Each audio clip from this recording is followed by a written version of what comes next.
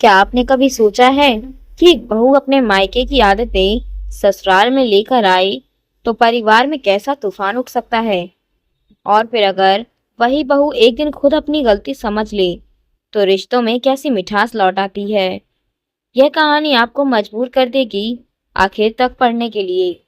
उत्तर भारत के एक छोटे से कस्बे में लगभग 20 साल पहले की बात है। कस्बे के बीचों बीच बने एक पुरानी हवेली जैसे घर में राम प्रसाद अपने परिवार के साथ रहते थे। उम्र 60 साल के आसपास, पर चेहरे पर अब भी वही सख्ती और गरिमा। उनकी पत्नी शारदा देवी धार्मिक स्वभाव और हर त्योहार को पूरे उत्साह से मनाने वाली इस घर की पहचान थी।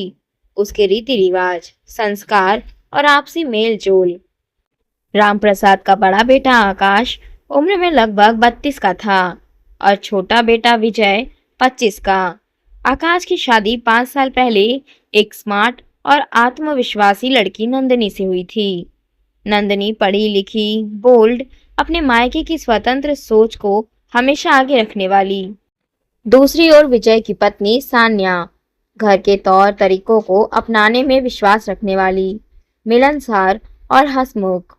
शुरुआत में नंदिनी का स्वागत बड़े प्यार से किया गया। सास, ससुर, पति, देवर और ननद सबने उसे सिर आंखों पर बिठाया। मगर नंदिनी का स्वभाव एकल परिवार की आदतों से बना था। उसे हमेशा यह लगता कि इस बड़े परिवार में उसकी प्राइवेसी खत्म हो गई है। ननद या देवर उसके कमरे में आकर बातें करते तो वह चिढ़ जाती और कह देती, मेरे मायके में तो ये सब नहीं होता। धीरे धीरे सब लोग उससे दूरी बनाने लगे। उसकी सबसे बड़ी परेशानी थी घर के रीति रिवाज।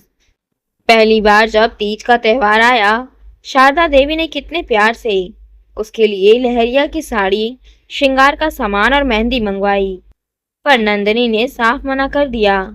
बोली, ये सब फालतू बातें हैं, मेरे मायके में ये सब नहीं होता। शारदा देवी का दिल टूट गया, मगर उन्होंने घर की शांति के लिए कुछ नहीं कहा। उधर आकाश ने भी कई बार समझाया, नंदिनी, अगर तुम्हें ये सब पसंद नहीं है तो मत करो, लेकिन कम से कम मम्मी का मन रखने के लिए हिस्सा तो ले लिया करो। मगर नंदिनी हर बार तर्क देती, मुझे बनावटीपन से नफरत है, मैं जैसी हूँ वैसी हूँ। मेरे मायके में भी किसी ने कभी इन बातों पर जोर नहीं दिया। धीरे धीरे त्योहार आते गए और नंदिनी अपनी ही दुनिया में खोई रही। घर के बाकी लोग अपने रीति रिवाजों और खुशियों में मग्न रहते, पर नंदिनी हर बार खुद को अलग महसूस कराती। शारदा देवी ने भी हार मानकर उसके लिए कोई खास तैयारी करनी छोड़ दी और बस पैसे थमा देती कि अपनी मर्जी से जो लेना है ले लो। समय बीता और विजय की शादी सानिया से हुई। सानिया आते ही घर के रंग में घुल गई। वह हर तीज त्योहार, हर रस्म और हर रीति रिवाज में पूरे दिल से शामिल होती। सबके साथ बैठकर हंसती खेलती। जब वह लहरिया की साड़ी पहनकर मेहंदी लगवाती तो घर का माहौल सचमुच त्योहार जैसा हो जाता। ये देखकर नंदिनी को खलने लगा। उसे लगा कि उसकी जगह कोई और ले रहा है, खासकर जब उसने देखा कि शारदा देवी सानिया के लिए खुद बाजार जाकर तोहफे लाती है, जबकि उसे बस पैसे पकड़ा दिए जाते हैं। उसके भीतर ईर्ष्या पनपने लगी। तीज का दिन फिर आया। इस बार सानिया के हाथों में मेहंदी लग रही थी। घर में ढोलक बज रही थी, गीत गाए जा रहे थे। तभी सानिया ने मासूमियत से कहा, मम्मी जी, भाभी जी को भी बुला लीजिए ना, उनके हाथों में भी मेहंदी कितनी प्यारी लगेगी।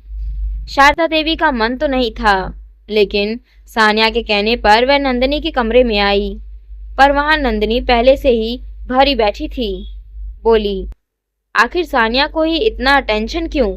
मैं भी तो इस घर की बहू हूँ। बहस बढ़ गई। आकाश ने भी कह दिया, नंदिनी, सानिया को सब इसलिए पूछते हैं क्योंकि वह घर को अपनाती है। तुम तो हमेशा अपने मायके का हवाला देती रहती हो। ये शब्द नंदिनी को अंदर तक चुभ गए। वह अकेली कमरे में बैठ गई और उन शुरुआती दिनों को याद करने लगी, जब इस घर में उसे कितने प्यार से अपनाया था। उसने खुद ही सबको दूर ढकेला था, उसे एहसास हुआ कि उसकी जिद और मायके की आदतों ने उसे अकेला कर दिया है। बहुत देर तक सोचने के बाद उसने ठान लिया कि अब बदलना होगा। उसने कमरे से बाहर कदम रखा। सब लोग त्योहार की रौनक में डूबे थे। नंदिनी को देखकर पहले तो खामोशी छा गई, मगर जब उसने मुस्कुराते हुए कहा, अगर आप सब चाहे तो मैं भी मेहंदी लगवाना चाहती हूँ, तो पूरे घर के चेहरे खिल उठे।